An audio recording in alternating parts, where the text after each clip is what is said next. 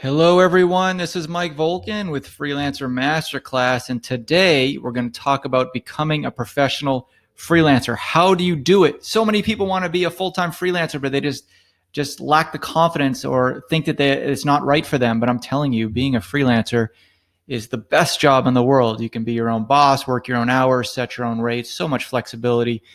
And the number one reason I get that people don't want to be a freelancer is job security, but you actually get more job security with freelance work, because instead of having one job, and if you lose that for whatever reason, economic conditions, work performance, then you lose 100% of your income. If you lose one client in freelancing, it's no big deal because you probably have a dozen other ones you're already working with. So freelancing is great, but a lot of people don't know how to do it full time and be a professional freelancer. I'm going to show you very easily how to do this. Now, before I go on, and by the way, this presentation is only 2 slides, all right? And they're largely the same.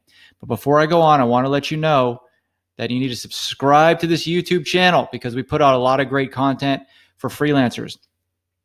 So let's go ahead and continue on how to become a professional freelancer. First of all, and this is the only tip that we're going to talk about, but we're going to go into detail about it.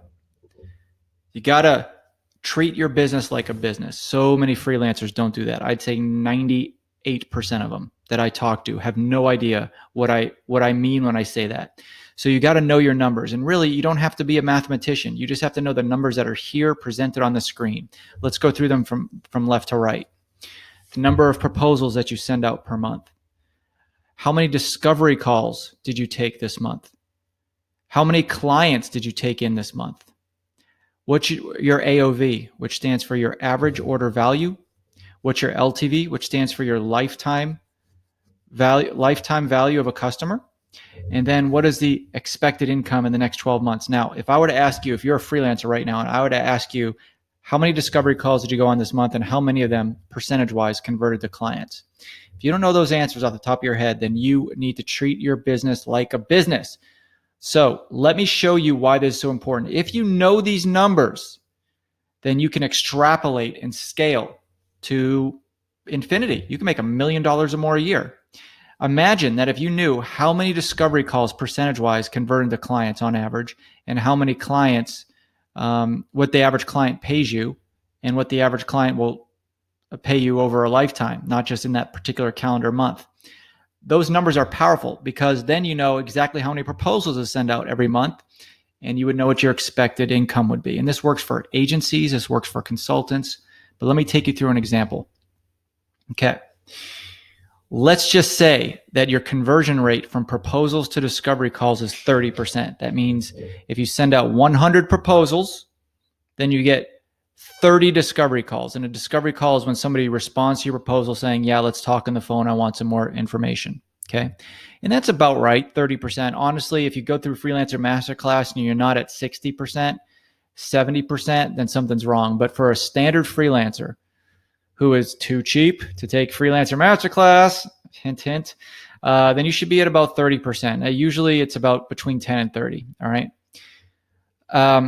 The client's conversion rate, so from discovery call to client.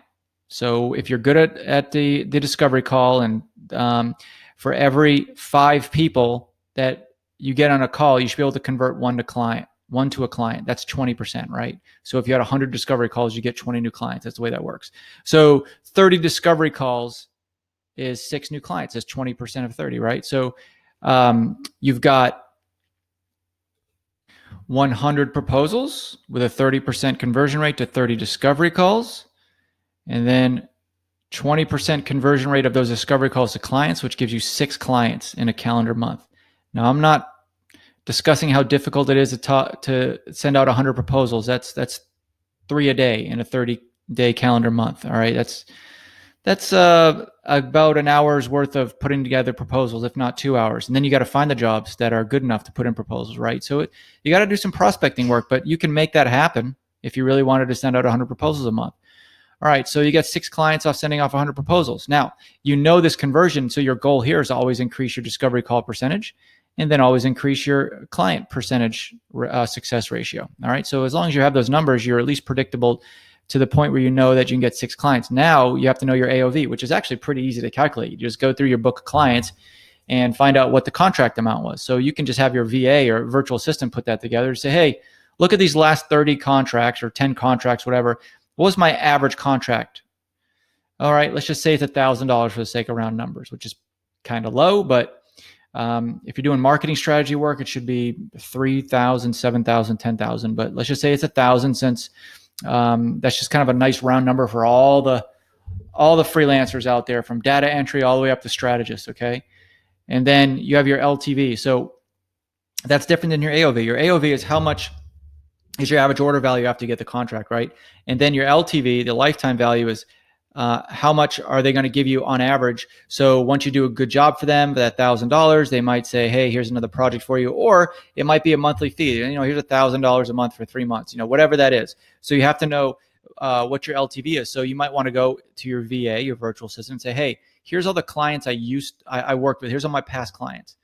Or maybe even your bookkeeper knows this. What did this client pay me? I've stopped working for them now, but what did this client pay me? And they'll run through the last 10 or 15. The bigger sample size you can get, the better, right? So let's just say it's 3,000. All right. So now you know what your expected income is. That's awesome. So 100 proposals a month equals $216,000 a year. All right. It's actually quite doable if you think about the numbers like this. And if you think that it's not doable, then what is each step of your business? Think about what each of these steps you can do to increase your business. If you say, well, there's no way I can get my AOV up to 1,000. Well, don't say no way. There's always a way. I can't think of any industry where you can't charge $1,000 for a client, no matter what your experience level is. All right. So think about every step. If this doesn't meet your standards, think about what can be done. If 30% is too high, you need to improve your discovery calls.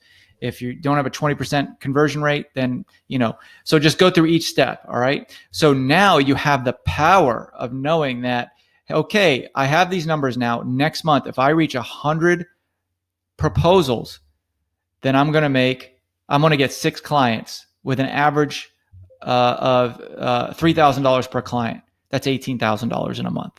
It's that simple. It's just deductive reasoning. It's math.